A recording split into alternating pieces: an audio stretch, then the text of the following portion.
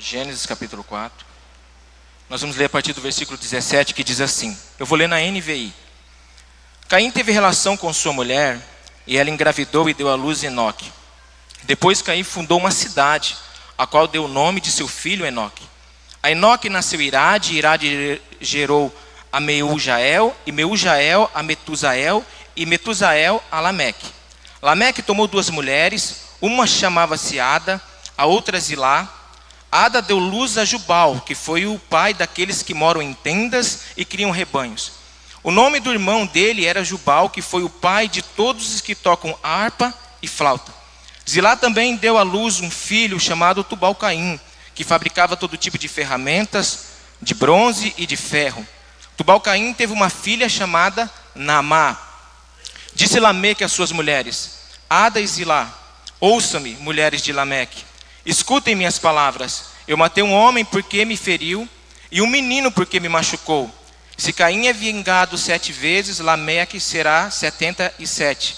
Novamente Adão teve relação com sua mulher, e ele deu à luz outro filho, a quem chamou Sete, dizendo: Deus me concedeu um filho no lugar de Abel, visto que Caim o matou.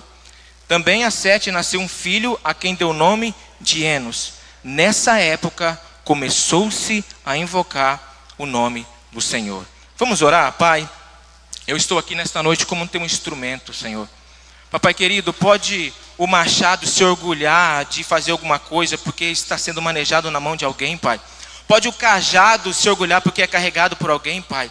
Ó Pai, então nesta noite eu me humilho diante do Senhor, Pai. Eu sou um instrumento, eu não sou nada.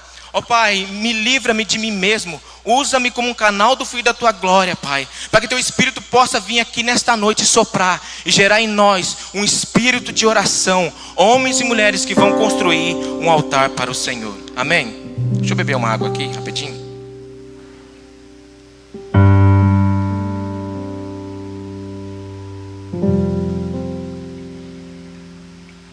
Então, esse primeiro ponto que nós lemos aqui, ele tem um nome.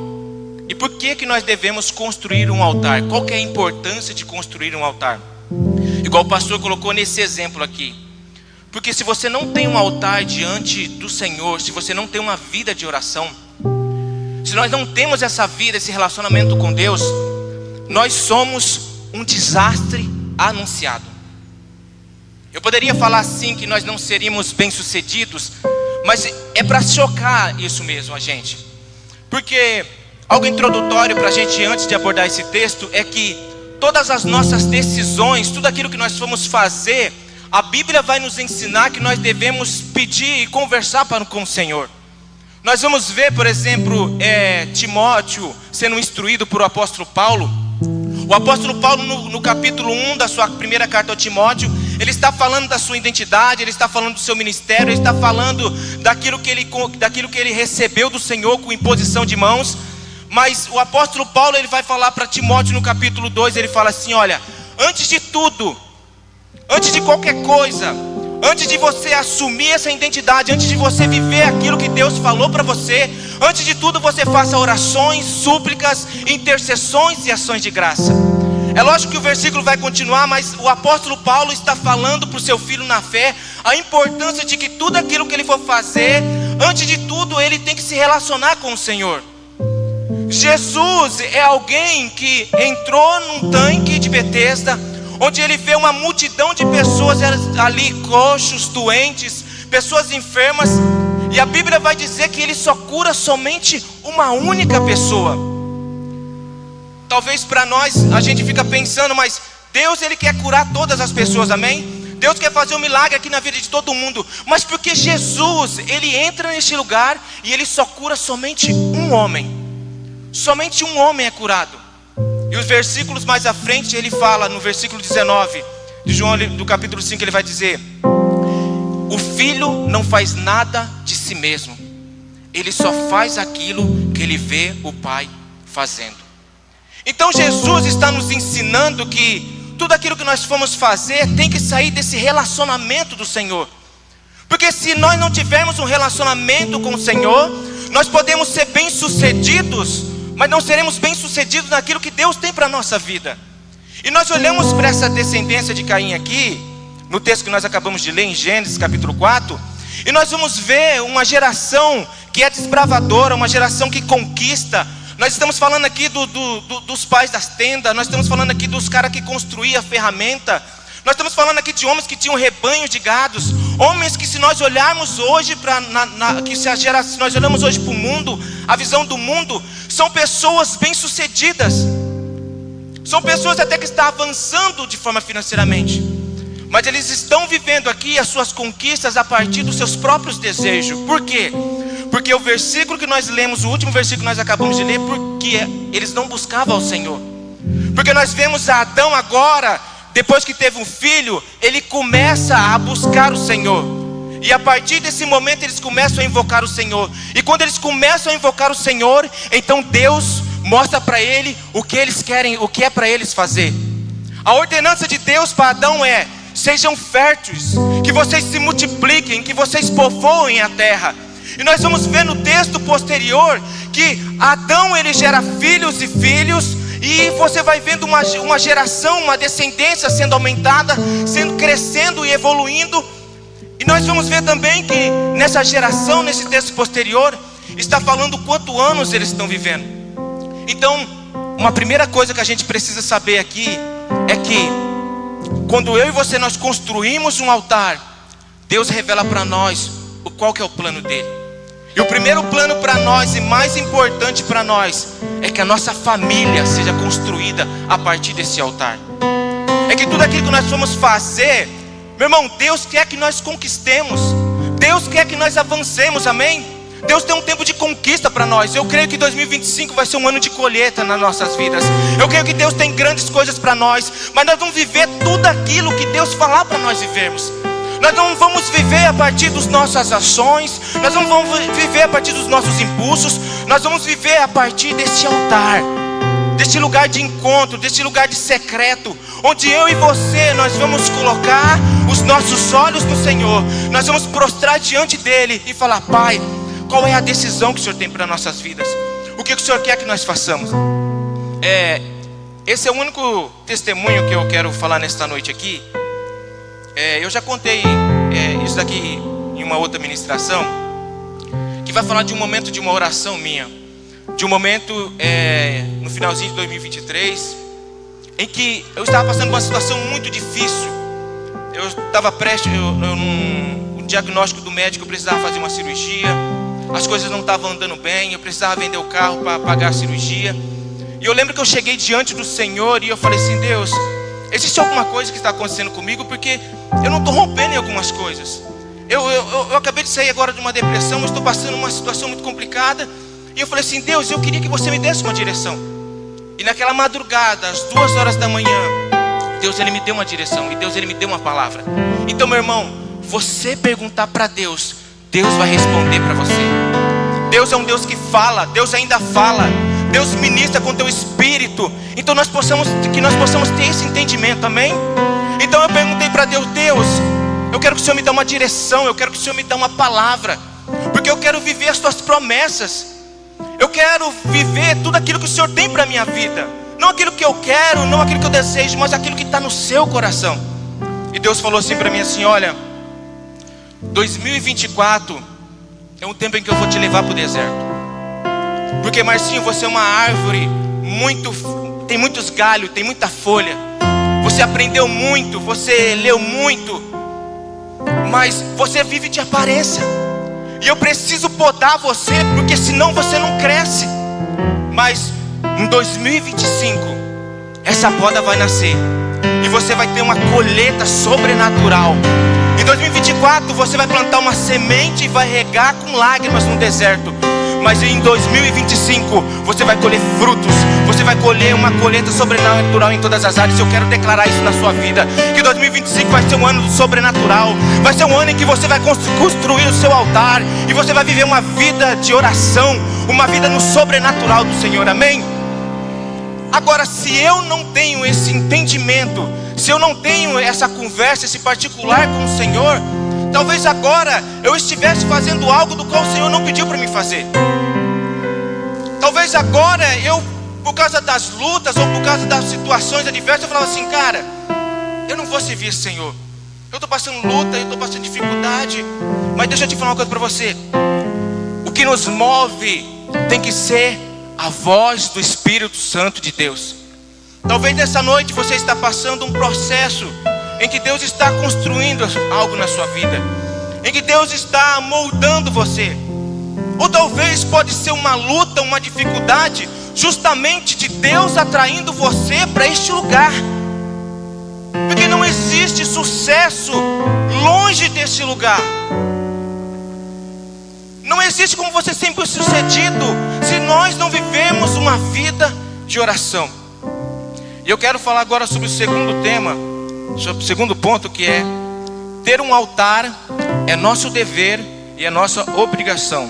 Projeta para mim Lucas 18.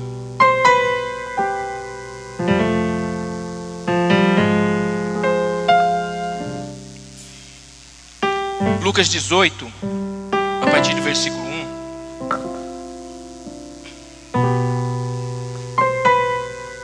Diz assim a palavra de Deus: Então Jesus contou aos seus discípulos uma parábola para mostrar-lhes que eles deviam, repita comigo, deviam, repita com mais força, deviam, que eles deviam orar sempre e nunca desanimar. Ele disse: em certa cidade havia um juiz que não temia Deus, nem se importava com os homens. E havia naquela cidade uma viúva que se dirigia continuamente a ele, suplicando-lhe: faze-me justiça contra o meu adversário. Por algum tempo ele se recusou, mas finalmente disse a si mesmo: embora eu não tema a Deus e nem me importe com os homens, esta viúva está me aborrecendo. Vou fazer-lhe justiça para que ela não venha mais me importunar. Agora olha só o que diz o versículo 6. E o Senhor continuou: ouçam o que diz o juízo injusto. Acaso Deus não fará justiça aos seus escolhidos que clamam a Ele dia e noite? Continuará fazendo-os esperar? Eu digo a vocês, Ele lhes fará justiça e depressa. Contudo, quando o Filho do Homem vier, encontrará fé na terra? Jesus está falando em Lucas capítulo 18. No primeiro versículo ele vai falar que é nosso dever. Ele está falando, contando uma parábola como eles deviam, ou seja, que era o dever, era a obrigação dos discípulos viver essa vida contínua de relacionamento com Deus. Pedro vai dizer que nós somos sacerdotes, nós somos uma nação santa, sacerdote real do Senhor. Então nós somos sacerdotes de Deus. E como sacerdotes, quando você olha para Levíticos, a Bíblia vai dizer que o fogo não deve ser apagado.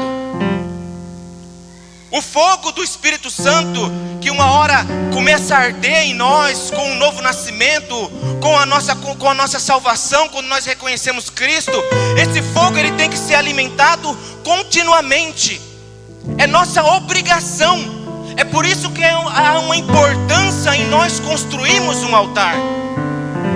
Porque se nós não vivermos essa vida de relacionamento com Deus, o nosso combustível para viver no sobrenatural de Deus, aquilo que nos impulsiona, o fogo do Espírito para viver as promessas que Deus tem para nossas vidas, nós não conseguimos viver. Por quê? Porque nos falta força, nos falta poder, nos falta esse fogo. Então Jesus está falando, é nosso dever, é meu dever, é seu dever, é sua obrigação estar todos os dias continuamente nesse lugar secreto, nesse lugar de oração. E talvez você fale assim: Marcinho, eu estou orando pela conversão dos meus filhos, pela conversão da minha esposa, do meu marido, eu estou orando pelo meu milagre há muito tempo, e esse milagre não chega. Talvez nessa noite você construiu um altar de oração e agora você está longe desse lugar. Mas o que Jesus vai dizer para nós é que persevere em oração. Persevere em oração. Por quê? Porque o seu filho será salvo, a sua casa vai servir ao Senhor. Ei, o seu milagre vai chegar. A sua família vai ser uma família que vai se prostrar e vai se render ao Evangelho. Não somente vai ouvir a palavra, mas vai ser um praticante daquilo que a palavra de Deus diz. Amém? Então nós somos somos convidados, nós somos, ou melhor, nós somos convocados a viver esse dever, essa obrigação. A Bíblia vai dizer que Jesus não apaga o pavio que fumega. Então, nesta noite, talvez você abandonou o lugar de oração. Talvez agora faz muito tempo que você não vai lá nesse altar. E tem lá um paviozinho fumegando. E é interessante que quando tem um pavio ou tem um negócio assim, a gente assopra. O Diego, o pastor que é um churrasqueiro, ele vai, o fogo está apagando e ele tem que assoprar para quê? Para aquela brasa ali pegar fogo. Então eu quero declarar nesta noite aqui, você que está há muito tempo, o seu pavio está apagado, você não vive mais uma vida de oração, você está longe desse altar. Eu quero declarar que o vento do Espírito Santo vai soprar aqui nesta noite. Eu quero declarar que você homem, você mulher, você vai receber um espírito de oração. E o fogo da presença do Espírito Santo vai queimar dentro de você, amém? Você vai viver as promessas do Senhor. E você vai cumprir isso daí. Por quê? Porque é a nossa obrigação. Nós estamos perdendo às vezes a nossa família. Nós estamos perdendo às vezes os nossos filhos. Nós estamos às vezes não conquistando muitas coisas. Por quê? Porque nós não estamos cumprindo com o nosso dever, com a nossa obrigação. Você mulher, a mulher sábia edifica a casa. Então se o seu marido não é alguém que ora, então seja uma coluna, seja uma mulher que ora. Eu oro para que o meu marido seja um homem de oração. E enquanto ele não vive o sacerdócio dele, eu como uma mulher sábia, eu vou viver aquilo que Deus falou. Eu vou ser minha sacerdote do meu lar, eu vou orar e a minha casa vai servir ao Senhor. Você homem, você precisa viver nesse altar. Porque você é o cara que está ali para guardar a sua família. Eu tenho uma responsabilidade sobre a minha esposa. Eu tenho uma responsabilidade sobre a minha casa. E eu sou sacerdote. E eu como sacerdote do meu lar, eu tenho que viver uma vida no altar. Eu tenho que orar. Eu tenho que buscar ao Senhor. Por quê? Para que Deus venha guardar a minha vida. Para que as ciladas do inimigo não venham sobre minha casa e não venham sobre o meu lar. E eu quero falar um último ponto. E esse último ponto aqui, eu quero falar de uma maneira coletiva com a igreja.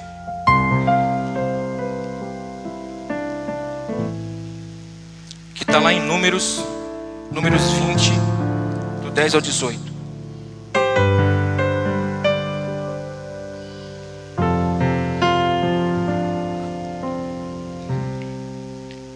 Esse ponto ele fala, esse ponto eu dou o nome dele de: o que te leva até um certo lugar não serve para te levar mais adiante. É por isso que eu e você, é importante nós construirmos um altar. Porque esse altar, essa vida de oração, ela pode te levar até um certo ponto. Talvez os seus esforços, talvez essa vida rasa que nós vivemos, ela pode levar você até um certo ponto. Mas existe um nível maior de conquista, em que eu e você, se nós não falarmos com Deus, se nós não vivermos de fato uma vida de oração, nós não vamos conquistar. Números 20, eu vou ler a partir do versículo 6, que diz assim: Moisés e Arão saíram de diante da assembleia para a entrada da tenda do encontro e se postaram com o rosto em terra, e a glória do Senhor lhes apareceu. E o Senhor disse a Moisés: pegue a vara e com o seu irmão Arão reúna a comunidade e diante desta fale aquela rocha, e ela verterá a água. Vocês tirarão da rocha para a comunidade e os rebanhos beberem. Então Moisés pegou a vara que estava diante do Senhor, como este lhe havia ordenado. Moisés e Arão reuniram a assembleia de frente da rocha, e Moisés disse: escutem, rebeldes, será que teremos que tirar a água desta rocha para dar a vocês? Então Moisés ergueu o braço e bateu na rocha 2 vezes com a vara. Repita comigo: 2 vezes. Agora fala: jorrou água. Jorrou água, e a comunidade e os rebanhos beberam. O Senhor, porém, disse a Moisés e a Arão: como vocês não confiaram em mim para honrar minha santidade à vista dos israelitas, vocês não conduzirão esta comunidade para a terra que dou a vocês. Essas foram as águas de Meribá, onde os israelitas discutiram com o Senhor e onde Ele manifestou sua santidade entre eles. Amém?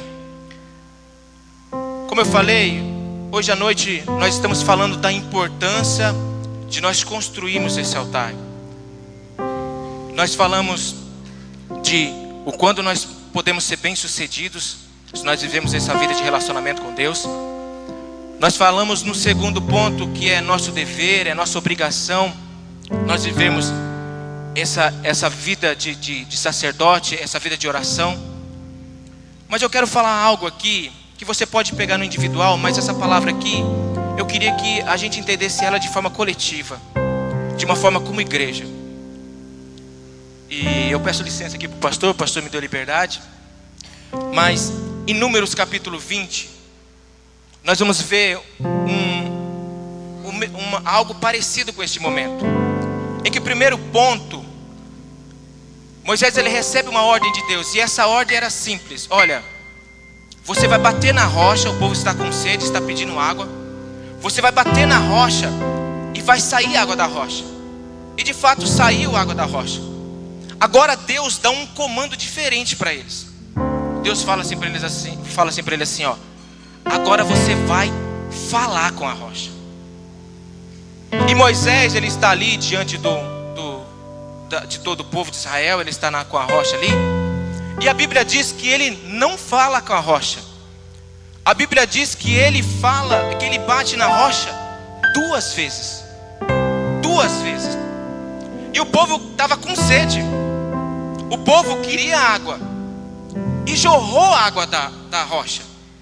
Aquilo que o povo queria ali, aquilo que Moisés até queria como líder ali, para o povo ali, até jorrou a água. Mas não era a direção que Deus queria para eles. A direção que Deus queria para eles era que eles falassem com a rocha. E o que eu quero falar aqui nesta noite de uma forma coletiva é que nós conquistamos muito como igreja. Nós avançamos e nós estamos vivendo algo sobrenatural. Pessoas estão crescendo, pessoas estão prosperando, pessoas estão avançando na sua vida financeira, nos seus estudos. Nós estamos conquistando como igreja, nós estamos avançando. E até agora nós vivemos uma vida de relacionamento com Deus, sim. Mas nós trabalhamos, nos esforçamos, sim. Mas para nós mantermos isso e para nós construirmos talvez algo até a mais, a gente vai ter que fazer um esforço dobrado. Porque Moisés ele bateu 2 vezes na rocha. Mas se a gente quiser conquistar como igreja algo muito além disso, algo muito maior, uma terra prometida, uma expansão das nossas paredes, um avanço na nossa vida, no sucesso, na nossa vida financeira, na nossa vida emocional, se nós queremos de fato viver todas as promessas de Deus, todos nós somos convidados a falar com a rocha. A rocha é Jesus, Cristo é o alicerce. Então Deus está convocando homens e mulheres, está convocando um povo para viver uma vida de intercessão, um clamor para a presença de Deus. Porque é somente através desse clamor, é somente a partir desse momento coletivo, dessa intercessão coletiva nossa, que nós vamos avançar e vamos conquistar coisas muito maiores. E se nós não vivemos essa vida de busca, de intensa busca ao Senhor, diante do altar do Senhor, nós não vamos conquistar aquilo que Deus tem para nós, que são coisas muito maiores. E eu quero ressaltar para vocês que ao longo da história da igreja, nós vamos ver muitos avivamentos. E avivamentos são momentos em que a presença manifesta de Deus foi sobre um local. A Bíblia vai dizer que a presença de Deus está em todos os lugares, amém? Para onde poderemos nós fugir da presença de Deus? Se nós vai lá para o mais fundo abismo, se nós vai no mais alto monte, em qualquer lugar a presença de Deus está. Mas a Bíblia vai dizer que existe a presença manifesta de Deus. É quando Deus, a presença de Deus decide morar em um lugar. É quando a presença de Deus faz o que Salomão falou: Deus, o Senhor não habita em templos construídos por mãos humanas, mas vem morar aqui neste templo, vem morar nessa cidade. Nós queremos viver algo sobrenatural. Tudo que nós vivemos até agora é muito bom, é maravilhoso, mas Deus, existe conquistas maiores para nós, amém? E nós queremos conquistar isso como igreja. Então Deus está nos convidando, e a história é cíclica. Homens e mulheres, eles oraram, pediram: Deus, nós clamamos para que a tua presença venha. Nós desejamos várias coisas, nós queremos conquistar, nós queremos avançar, mas acima de tudo, nós queremos que a sua presença manifesta, venha morar aqui na nossa cidade. Quando a presença de Deus vem, meus irmãos, algo sobrenatural acontece.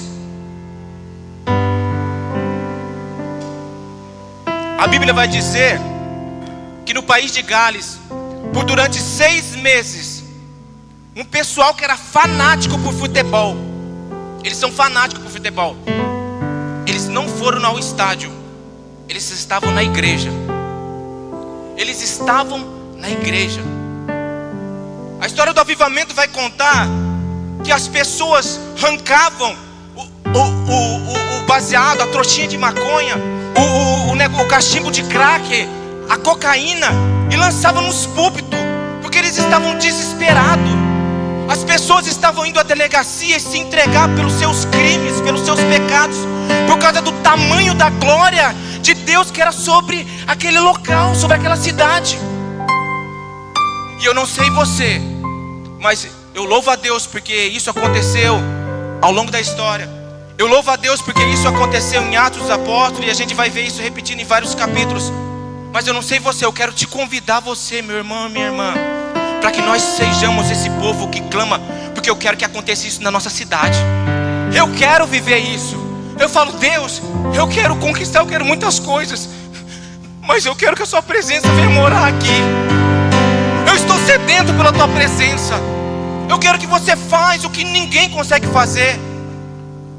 Nós não precisamos de um melhor tecladista, nós não precisamos de um melhor sonoplasta, nós não precisamos dos mais abastados financeiramente. Tudo isso Deus pode gerar aqui. O que nós precisamos é da presença de Deus, é do Espírito Santo vindo sobre nós, amém? Então nesta noite eu quero convocar você. Você faz parte desse exército intercessor que vai falar com a rocha. Deus, nós queremos conquistar, nós queremos avançar, e nós só vamos conseguir isso se for com a tua presença manifesta no nosso meio. Então se coloque em pé nesta noite.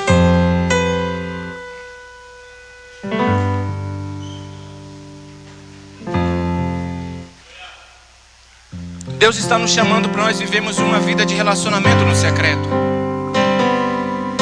Em um mundo onde todo mundo ama ser visto, Deus está te chamando para ir para o secreto. Em um lugar onde a internet, a rede social, tudo querem promover você, Deus está te chamando para um lugar de secreto. Neste lugar não vai ter curtidas, neste lugar não vai ter um monte de gente te vendo, neste lugar não vai ter elogios, neste lugar você não vai precisar mostrar uma parte sua e a outra você esconder. Neste lugar, quem você é de verdade vai se manifestar diante de Deus. E se você é alguém que tem falhas, se você é alguém que está ferido, se você é alguém que está machucado, é neste lugar que você vai encontrar a tua cura. É neste lugar que você vai restaurar a sua vida espiritual, e vai viver o sobrenatural de Deus. É nesse lugar que você vai guardar a sua casa, que você vai guardar a tua família. É neste lugar em que você vai ter uma bênção sobrenatural. Porque neste lugar ninguém te vê, mas quem realmente importa para te ver é o Deus Pai, é o nosso Senhor. E aquele que te vê em secreto, Ele vai te recompensar publicamente. A recompensa não virá dos homens, mas virá do Senhor. Então eu quero fazer um apelo aqui nesta noite. E eu gostaria que o pastor orasse por nós. E eu não sei como está a vida, como está a sua vida de oração. Eu não sei como está o seu relacionamento com Deus. Mas Deus nessa noite, Ele convida você a construir um altar diante do Senhor. Talvez o altar está quebrado. Talvez esse altar já existiu, mas agora ele não está mais lá. Como eu disse, só tem um paviozinho fumegando. Mas você vai vir aqui na frente e você vai receber um sopro do Espírito. E o pavio que fumegava vai acender e vai virar uma brasa ardente do fogo do Espírito. Talvez você não está tendo aquela constância, mas o Espírito Santo aqui nesta noite, Ele vai gerar em você uma vontade, uma busca, uma sede pela presença do Senhor. Então eu quero te convidar aqui na frente, para que agora você venha aqui e fale assim: eu sou essa pessoa que quero viver as promessas do Senhor. Eu sou essa pessoa que não tem um altar, mas eu quero construir. Eu sou essa pessoa que quero me juntar com os meus irmãos e nós clamarmos para que haja um avivamento na nossa cidade, para que haja um avivamento na nossa igreja, para que a presença do Senhor, que ela venha de uma forma sobrenatural, que o fogo do Senhor, que as pessoas olhem e falem assim: essa igreja está em chamas, essa cidade está diferente. Nós vamos viver um tempo a mais de conquista no nome de Jesus. Gostaria de chamar o